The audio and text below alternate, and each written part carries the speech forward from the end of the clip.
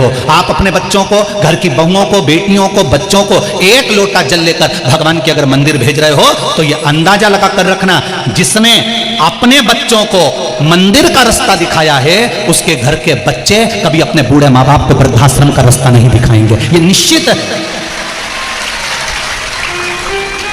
वृद्धाश्रम का रास्ता, जितने लोग अपने अपने बच्चों को मंदिर भेज रहे हो, आप नियम बना लो अपने घर के बच्चों को, स्कूल बाद में जाना पहले एक लोटा पानी चढ़ा के आ, कॉलेज बाद में जाना पहले एक लोटा पानी चढ़ा कर आ, जा पहले शंकर जी, मम्मी मैं घर से लोटा लेकर नहीं जाऊंगा, मत जा तो प्रणाम कर कर, मैं और मंदिर जाऊं, हाँ जा। ऑटो वाला ऑटो लेकर जाए, रिक्शे वाला रिक्शा लेकर जाए, रिक्शे वाले को रोक कर कह दो, हमारे बच्चों को स्कूल लेकर जाता है तो सामने से कोई शंकर जी का मंदिर हो, उस मंदिर के सामने रिक्शे को थोड़ा धीमा करना और बच्चों से कहना हर हर महादेव। जितने रिक्शे में बच्चे बैठे रहे सब एकदम मंदिर देखकर हर हर महादेव कह दो और उसके बाद में आगे बढ़ जाओ। हमारे बच्चों के जीवन में अगर काल भी मंडराएगा तो हर हर महादेव कहने से वो हर लेगा उस काल को। अपने घर के बच्चों से कहो, ऑटो वाले से, रिक्शे वाले से कह दो कि तू मेरे बच्चों को लेकर अगर स्कूल जा रहा है तो बीच मार्ग में जो मंदिर शंकर का दिखे वहां एक बार ऑटो को थोड़ा धीमा कर ले, थोड़ा सा स्लो कर ले। क्यों? ये स्पीड ब्रेकर रोड पर क्यों बनाए जाते हैं? इन स्पीड ब्रेकर को रोड पर इसलिए बनाया जाता है कि तेज चलती हुई गाड़ी को थोड़ा सा स्लो कर लो, धीमा कर लो। अगर गाड़ी धीमी कर लोगे तो एक्सीडेंट नहीं होगा। उसी तरह जैसे रोड पर स्पीड ब्रेकर बनाए जाते हैं, इनको देखकर गाड़ी को धीमा कर लेना चाहिए, गति अवरोधक को देखकर गति को रोक लेना चाहिए। जब हम रोड पर चलें और हमें शंकर जी के ओटले मिले, शंकर जी के मंदिर मिले, तो समझ लेना ये गति अवरोधक है, ये स्पीड ब्रेकर है, इनको देखकर थोड़ा सा झुक जाओ, थोड़ा सा स्लो हो जाओ। तो इनके आगे अगर स्लो हो गए, झुक गए, तो जीवन की गाड़ी का कहीं एक्सीडेंट नहीं होगा। ये जीवन की गाड़ी कहीं भटकने वाली नहीं है, अपने मार्ग से कहीं कूदने वाली नहीं है। आप भजन तो करो उसका।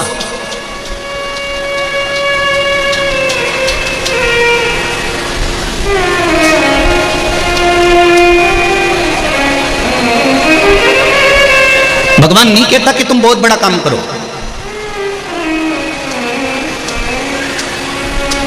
भगवान कहता है छोटा भी काम करो तो मुझे समर्पित कर कर करो। छोटा सा भी काम करो ना तो मुझे समर्पित कर कर करो।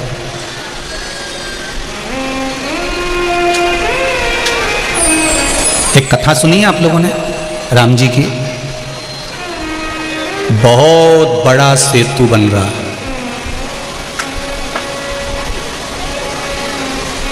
कौन बना रहे हैं?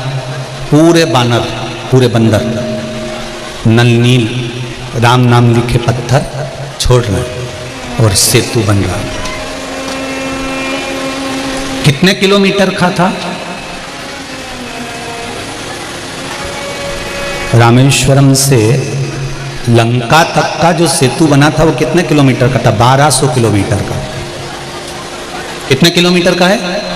1200 किलोमीटर का लंबाई थी, 120 किलोमीटर की चौड़ाई थी सेतु की।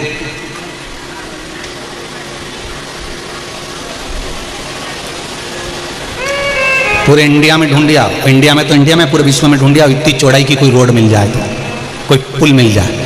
120 किलोमीटर की चौड़ाई और 1200 किलोमीटर की लंबाई, इतना लंबा सेतु बानर बना रहे थे।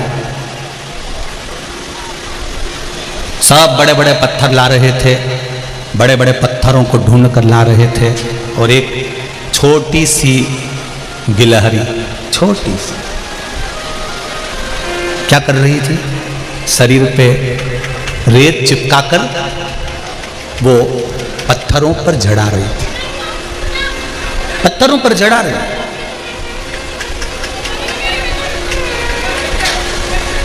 अब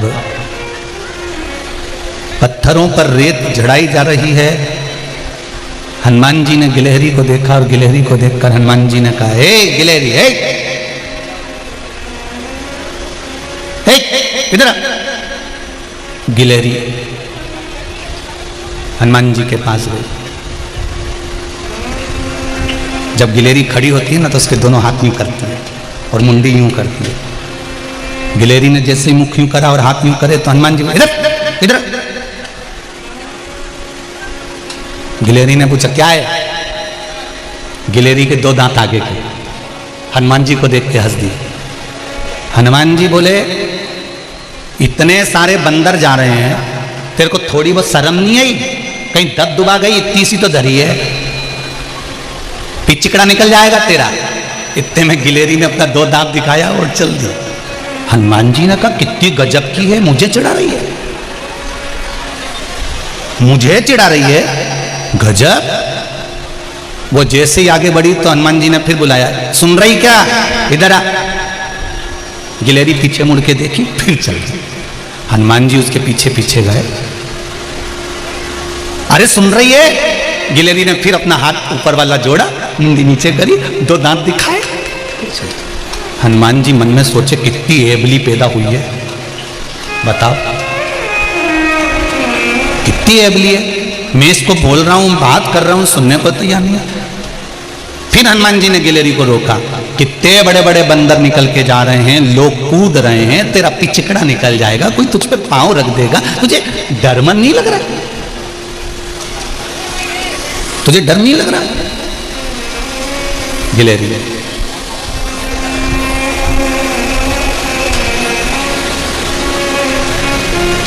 हनुमान जी ने कहा थोड़ा डर के काम कर, तेरे कोई काम की जरूरत नहीं है यहाँ पे। गिलेरी बोली हनुमान जी से, अरे ओ बंदर, तुम अपना काम करो, हमें अपना काम करने दो। हमने तुमसे पूछा कि हम क्या काम करेंगे, या हमने तुमसे कहा कि तुम क्या काम करोगे? हम जो काम कर रहे हैं हमको करने दो, और तुम्हें जो काम करना है तुम करो।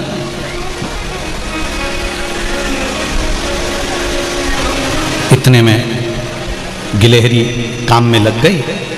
हनुमान जी एक बड़ा सारा पत्थर उठा के ला रहे थे, और लाते लाते लाते लाते लाते लाते हनुमान जी कई पांव वो गिलहरी की पूंछ पे धरा दिया। अब कितने बच रहे थे? सारे बंदरों से हनुमान जी ने कह दिया था ये तो पगली है, इसमें तो अकल नहीं है, इतनी सी होके यहाँ वहां घूम रही है, अभी कोई पाँव वाँव रखा जाएगा तो पिचकड़ जाएगी। और हनुमान जी का एक थोड़ा सा पाँव उसकी थोड़ी सी पूंछ पे रखा गया, पूंछ पे रखाया। अब गिलहरी चिल्लाई ची ची ची ची। अब गिलहरी जब फंस जाती है तो ऐसी चिल्लाती है, ची ची करे। हनुमान जी ने मन में सोचा ये कौन चीख रहा है? अब हनुमान जी का स्वरूप बड़ा, पत्थर हाथ में बड़ा, राम नाम लिखा हुआ, और पांव रखा गया गिलहरी की थोड़ी सी पूंछ पे, और वो ची ची करे। हनुमान जी ने सोचा कौन चीख रहा? जो हनुमान जी ने देखा तो गिलहरी नीचे से चिल्लाई, अरे देख के तो चल ले बंदर, देख के तो चल ले बानर, दिख नहीं दिया तुझको? मेरे ऊपर पांव रख दिया। हे भगवान, हे भगवान, हे भगवान। गिलहरी रोने लगी, आंख में आंसू भर गए, मेरी तो पूंछ तोड़ दी इसने, मेरी तो पूंछ तोड़ दी। हनुमान जी ने पत्थर पानी में डाला, गिलहरी के पास आकर बोले मैंने तेरे को पहले ही समझाया, तू बीच में क्यों आई? गिलहरी बोलने लगी मैं तेरे बीच में कब आई? मैं तो अपना काम कर रही थी, देख के तो चलना चाहिए कि कहां से जा रहे हो, हर किसी की पूंछ पे पांव रख दोगे?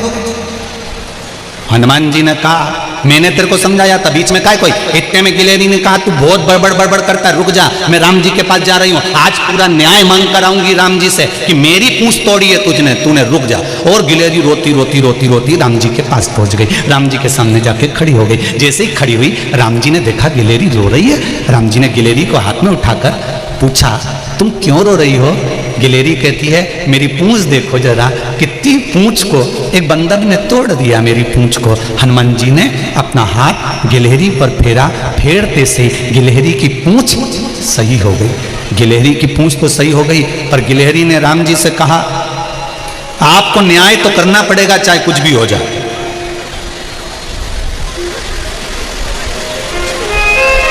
आपको न्याय तो करना पड़ेगा।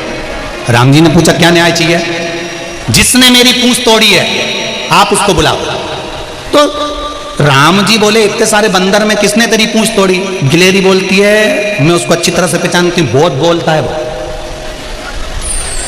मैं उसको अच्छी तरह से जानती हूं, बहुत बोलता है और बहुत ज्ञान की बात करता है। अच्छा मैं बुला के लाऊं उसको? राम जी ने कहा जा बुला ला। और गिलहरी दौड़ के गई, अभी तो पूंछ दुख रही थी और अब दौड़ के गई। जब किसी की शिकायत करने का समय होता है ना, दो बच्चों को देखना, वो कितना ही रो लिया होगा और उससे कह दो जा बुला के ला तेरे भाई को, और बुला के लिया आएगा। यही था। और गिलेरी गई और हनुमान जी को बुला के ले आई। हनुमान जी ने कहा कहाँ ले जा रही है मुझको? गिलेरी कहती है चलो तो जरा राम जी के पास, खूब सेंसा बनते हो ना, चलो जरा। और राम जी के पास लाकर गिलेरी को खड़ा कर दिया। राम जी ने कहा हनुमान तुम? हाँ प्रभु। तुमने इसकी पूंछ पर पांव क्यों रखा? हनुमान जी बोले पूछ लो मैंने इसको कितना समझाया था, ये समझने को ही तैयार नहीं। बीच बीच में फुदक के उचक के आ जा रही, पांव रखा गया, इसकी पूंछ पर पांव रखा है। पर प्रभु अब तो ये ठीक हो गई ना, इससे पूछो कि ये मां कर क्या रही थी बार बार बार बार। इतने में गिलेरी राम जी से बोली मैं बाद में बताऊंगी, पहले राम जी आप बताओ इस बंदर में ज्यादा अक्ल है कि मुझ में ज्यादा अक्ल है? राम जी ने कहा फंस गए। अब ये बानर में ज्यादा अक्ल कि मुझ में अक्ल? राम जी बोले तू बता दे किस में ज्यादा अक्ल है।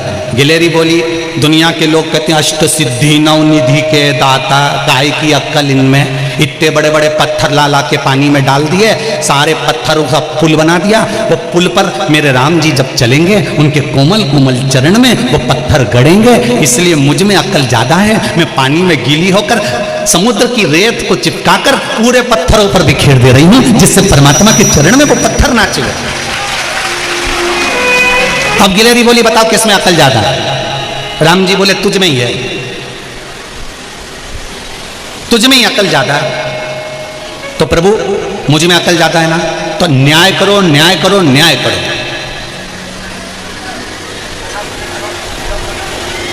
न्याय करा जाए। राम जी ने पूछा तू बता दे क्या न्याय करना है? हनुमान जी को बुलाया राम जी ने, और राम जी ने कहा हनुमान तूने गिलहरी के पांव पर, इस पूंछ पर पांव रखा है, इसकी पूंछ को तूने खंडित करा है, इसलिए हनुमान एक बार तेरी भी पूंछ खंडित जरूर होगी, ये निश्चित है, ये निश्चित है। हम पहले भी कथा में कहे मत बुरे कर्म कर बंदे वरना पछताएगा, भगवान की आंखों से तू बच नहीं पाएगा, तू बच नहीं पाएगा। अरे ओ अज्ञानी मत करना। हम कई बार आप लोगों से कहें जैसा कर्म करेंगे वैसा भोगना पड़ेगा। हनुमान तूने गिलहरी की पूंछ को छिन्न करा है, तेरी भी पूंछ छिन्न जरूर होगी। गिलहरी बोली ये कोई न्याय नहीं है, इसको कोई न्याय कहते? पूंछ पे मेरे पांव रखा है, तो मुझसे पूछा जाए कि हनुमान जी के साथ क्या करना है? राम जी मन में सोचे कितनी तेज है ये, अच्छा बता क्या करना तू बता। गिलहरी बोली इसने मेरी पूंछ पे लात रखी थी, इसलिए राम जी आप हनुमान के सिर पे लात रखो। हनुमान जी के सिर पर राम जी आप लात रखो। हनुमान ने अपना सिर नीचे करा, राम जी ने लात रखी, हनुमान की आंख से आंसू बहने लगे। गिलहरी पास में आके बोली मेरी पूंछ पे लात रखी थी तो मैं भी रोई थी, तेरे सिर पे लात रखा ही तू भी रो रहा है। हनुमान जी कहते हैं गिलहरी आज तक परमात्मा ने अपना चरण मेरे मस्तक पर नहीं रखा था, तेरी कृपा से आज वो सिर पर रखा। ये तेरी कृपा है, तेरी उदारता है, तेरी दया है, जो प्रभु का चरण मेरे मस्तक पर रखा गया। हनुमान जी ने कहा प्रभु मेरी पूंछ भी खंडित होगी? हाँ, लिंग पुराण कहती है, स्कंद पुराण कहती है, शिव महापुराण कहती है, जब रामेश्वर धाम की स्थापना हो रही थी, हनुमान जी से कहा गया था जाओ कैलाश पर्वत से शंकर भगवान का एक स्वरूप शिवलिंग लेकर आओ। हनुमान जी कैलाश पर्वत गए शिवलिंग लेने के लिए। इतनी देर में ब्राह्मणों ने कहा मुहूर्त निकल रहा है, जल्दी से शिवलिंग की स्थापना करो। राम जी ने सोचा शिवलिंग की स्थापना, तो सीता जी से कहा तुम एक काम करो, बालू रेत का शिवलिंग बना दो। सीता जी ने बालू रेत का शिवलिंग बनाया, राम जी ने साथ मिलकर स्थापना करी, ब्राह्मणों ने मंत्र बोले, पूजन करी, पाठ करी, आराधना करी और स्थापना कर दी। थोड़ी देर बाद हनुमान जी शिवलिंग लेकर पहुंच गए। हनुमान जी ने कहा प्रभु मैं ये शिवलिंग लेकर आया हूं। राम जी ने कहा ब्राह्मणों के कहने पर हमने बालू का शिवलिंग बनाकर स्थापना कर दी, रामेश्वर धाम की स्थापना हमने कर दी। हनुमान जी रोने लगे, प्रभु क्या ये कैलाश से लाया हुआ शिवलिंग नहीं रखोगे? भगवान कहने लगे अब तू बता। हनुमान जी कहने लगे प्रभु आपने तो मेरे साथ में छल कर दिया, मुझे कैलाश भेज दिया और अपनी स्थापना कर दी।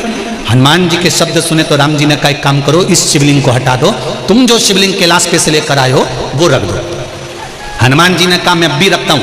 हनुमान जी ने शिवलिंग नीचे रखा, बालू मिट्टी के शिवलिंग को, रेत के शिवलिंग को हनुमान जी उठाने लगे। जब हनुमान जी रेत के शिवलिंग को उठाने लगे तो पूरी की पूरी पृथ्वी उछलने लगी। हनुमान जी ने देखा ये तो पूरी पृथ्वी उछल रही है। हनुमान जी ने देखा ये शिवलिंग नहीं उठ पा रहा। तब हनुमान जी को लगा ये ऐसे उठने वाला नहीं है। कपी का पूरा बल, बानर का पूरा बल उसकी पूंछ में होता है। तो हनुमान जी ने शिवलिंग को पूंछ से लपेट लिया और लपेट कर जब खींचा बालू के शिवलिंग को तो हनुमान जी की पूंछ खंडित हो गई, क्योंकि राम जी ने कहा था गिलहरी की पूंछ छिन्न हुई है तो तेरी भी पूंछ छिन्न होगी। हनुमान जी का नाम पड़ गया छिन्न पूंछ मस्त हनुमान। महाराज छिन्न पूंछ मस्त हनुमान। हनुमान जी ने देखा कि शिवलिंग नहीं हिल रहा। हनुमान जी से राम जी ने कहा तुम जो शिवलिंग लेकर आए हो वो ले जाकर एक दूसरे स्थान पर रख दो। हनुमान हम वर देते हैं, रामेश्वरम का दर्शन करने वाला यदि हनुमान जी के द्वारा लाए हुए शिवलिंग का दर्शन नहीं करेगा तो उसको रामेश्वर के दर्शन का फल नहीं मिलेगा। भगवान ने उस शिवलिंग का नाम हनुमतेश्वर शिवलिंग रख दिया, हनुमतेश्वर महादेव रख दिया। आप में से जितने लोग रामेश्वर गए होंगे, कौन कौन गया रामेश्वर? गए हो? तो रामेश्वर से हनुमतेश्वर गए हो? रामेश्वर से हनुमतेश्वर शिवलिंग जाना पड़ता है। वहीं पर छिन्न मस्त हनुमान जी हैं जिनकी पूंछ छिन्न है। पूंछ छिन्न हनुमान जी जिनकी पूंछ छिन्न है, उसी के पास में हनुमतेश्वर विराजमान।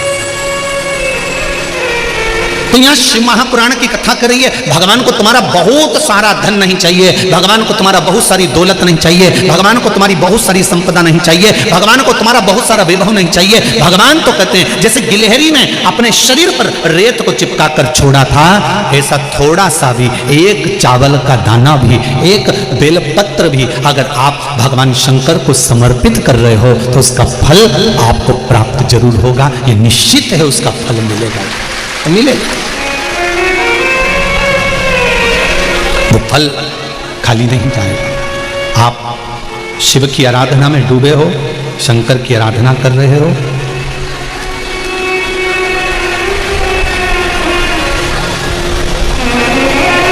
फल मिलेगा जी।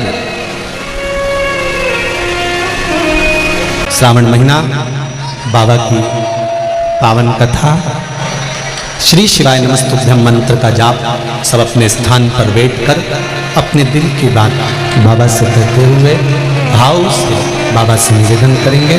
सभी लोग बड़े प्रेम से बाबा के मूल मंत्र का स्मरण करें।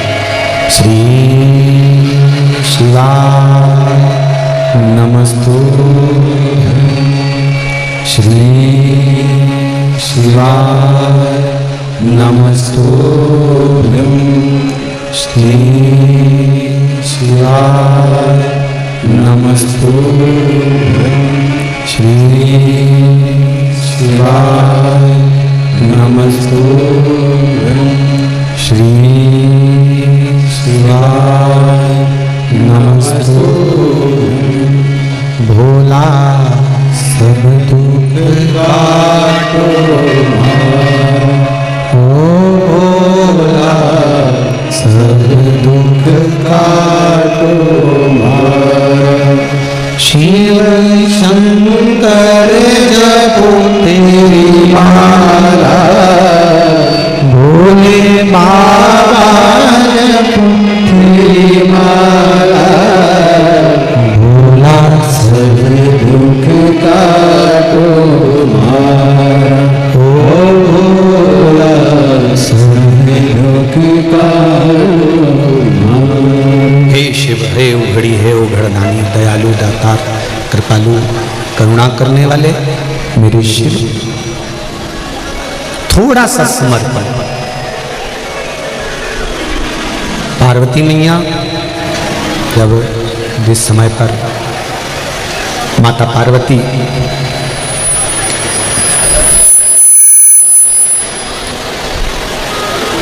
बाल्यावस्था में थी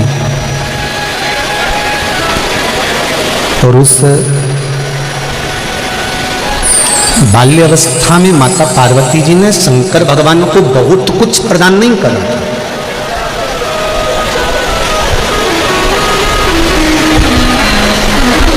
बाल्यावस्था में अगर माता पार्वती जी ने शंकर भगवान को कुछ दिया था तो पार्थिव शिवलिंग का निर्माण कर उसकी पूजन करना, आराधना करना और पार्थिव लिंग की पूजन कर उसका विसर्जन करना।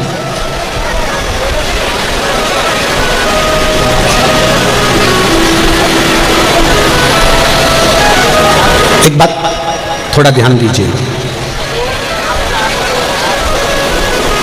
4 भाई, 5 भाई, 2 भाई, 3 भाई, अगर एक रसोई घर पर भोजन बन रहा है, एक रसोई घर में भोजन बन रहा है, तो पार्थिव लिंग का जो निर्माण है अगर घर का कोई एक व्यक्ति भी कर रहा है तो उसका पुण्य सभी को मिलेगा।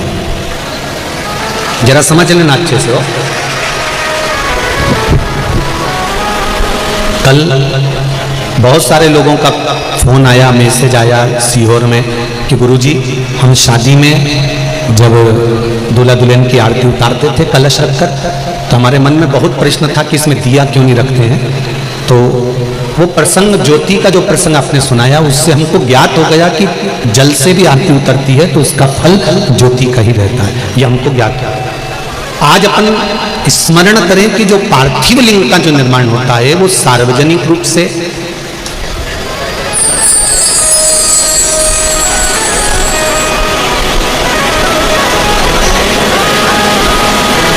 सार्वजनिक पूजन के भाव से एक लिंग का अगर निर्माण हम कर लें, 5 भाइयों का परिवार, 4 भाइयों का परिवार, 3 भाइयों का परिवार, 2 भाइयों का परिवार, एक ही जगह पर अगर भोजन बन रहा है तो एक पार्थिव लिंग का निर्माण कर लें और उसका पूजन करें। एक ही जगह पर भोजन बन रहा है और परिवार का किसी व्यक्ति का यदि भगवान शंकर की पूजन में मन भी नहीं है, रुचि भी नहीं है, वो पूजन में बैठा भी नहीं है, तो भी जिस घर के अंदर पार्थिव लिंग का निर्माण होता है, पूजन होती है, भले उसका पूजन में मन नहीं है पर उसके हिस्से में भी पूजन का फल चले ही जाता है। पूजन का फल उसके हिस्से में जाएगा, उसको पहुंचे। कई लोग प्रश्न करते हैं, हम लोग आस्था चैनल पर कथा सुनते हैं, फेसबुक यूट्यूब पर कथा सुनते हैं, तो क्या जहां कथा हो रही है वहां का पुण्य हमको मिलेगा कि नहीं मिलेगा? बहुत ध्यान लगाकर सुनना। जब अपने को हिचकी आती है ना, छत्तीसगढ़ में हिचकी बोलते हैं कि डुचकी बोलते हैं। हिचकी जब आती है तो माताएं कहती है मेरी बेटी याद कर रही है, बेटियां कहती हैं मेरी मम्मी याद कर रही है, कोई कहता है मेरे काका जी ने याद करा, कोई कहते मेरे मामा जी याद करा। अब हिचकी तुम्हें चली और याद तुमने कहा कि उसने मुझे याद किया। उसी तरह कथा भले भाटापारा में हो रही है, कथा भले शर्मा परिवार करा रहा है, कथा भले भाटापारा की इस छत्तीसगढ़ की धरा पर हो रही है, पर पूरे विश्व में जितने लोग आस्था चैनल पर कथा सुन रहे हैं, फेसबुक यूट्यूब पर कथा सुन रहे हैं, ये निश्चित है दिल लगाकर अगर सुना है तो बाबा ने टीवी के सामने भी आपकी कामना को पूर्ण कर दिया, मोबाइल के सामने भी आपकी कामना। एक पत्र आया है, देखिए।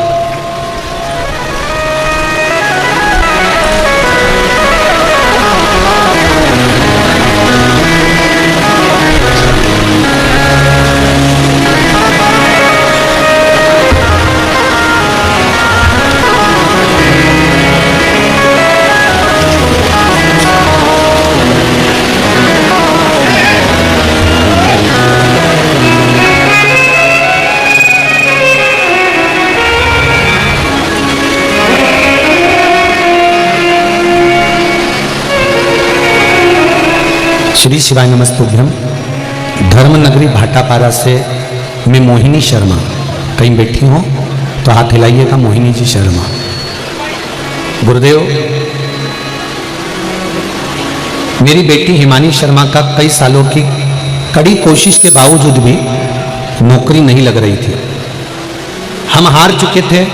तभी मैंने शिव महापुराण की कथा टीवी पर सुनी, पशुपतिनाथ का व्रत करना प्रारंभ किया।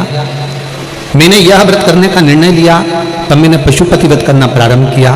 फिर गुरुदेव, मुझसे यह व्रत का फल ऐसा मिला कि दूसरे ही सोमवार को मेरी बेटी को इंटरव्यू के लिए कॉल आ गया और तीसरे सोमवार को उसकी नौकरी पक्की हो गई। ये शिव की कृपा। आप ही हैं। हर हर महादेव। दोनों हाथ हिला दो एक बार। हर हर महादेव। तेरी कृपा बिना न हिले एक लेते हैं श्वास, तेरी कृपा से तनु तनु। एक पत्र और देखिए। मीरा चौरसिया, भाटापारा, छत्तीसगढ़ से हूं। कहीं बैठी हो तो हाथ हिलाइएगा। मीरा जी चौरसिया, भाटापारा, छत्तीसगढ़। मेरी बहू को 7 साल से कोई बच्चे नहीं थे। मैं 2 साल से टीवी पर शिव महापुराण की कथा सुन रही हूं। आपके बताए अनुसार पशुपतिनाथ का व्रत किया। बाबा की कृपा से 7 साल के बाद मेरी बहू के यहां संतान हुई, पुत्र हुआ, जिसका फोटो मैं भेज रही हूं। ये शिव कृपा। उस पत्र में मीरा जी ने लिखा है, ना हम आपको जानते थे, ना हम कभी कथा सुनने के लिए गए, केवल टीवी के सामने संकल्प लिया और बाबा ने पूर्ण किया। जहां भी बैठी हूं बहुत बहुत धन्यवाद। एक पत्र और देखिए कि मिलना नहीं हुआ, केवल टीवी पर, केवल मोबाइल पर कथा श्रवण करने का क्या फल होता है वो तक वर्णन है इसमें।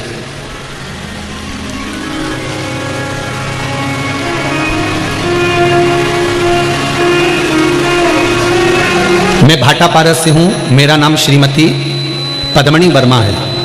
कहीं बैठी हो तो हाथ हिला सकती हैं। पद्मणी। 10 साल पहले मेरी माँ की किडनी सिकुड़ गई थी। डॉक्टर ने दवाई देकर भेज दिया था। बाद में उनका पेशाब बंद हो गया था। खाना भी नहीं खा पाती थी। पूरा शरीर सूज चुका था। पूरा शरीर सूज गया था।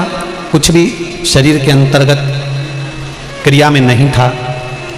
तब 1 लोटा पानी और बेलपत्र चढ़ाना प्रारंभ करा। बाबा की कृपा देखिए गुरुजी।